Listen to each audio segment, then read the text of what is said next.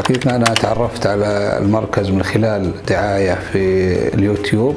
طبعا كانت عندي مشكلة شخير متقطع، وأثناء القيادة أيضا ينتابني نوبات إغماء مفاجئ أثناء القيادة، حتى تعرضت يمكن لأكثر من مرة للحوادث.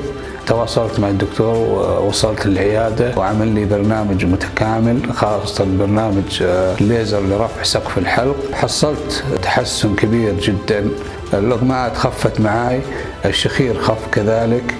لا زال أنا مستمر معاهم إن شاء الله، باقي لي جلسات راح أتحسن أكثر بإذن الله تعالى.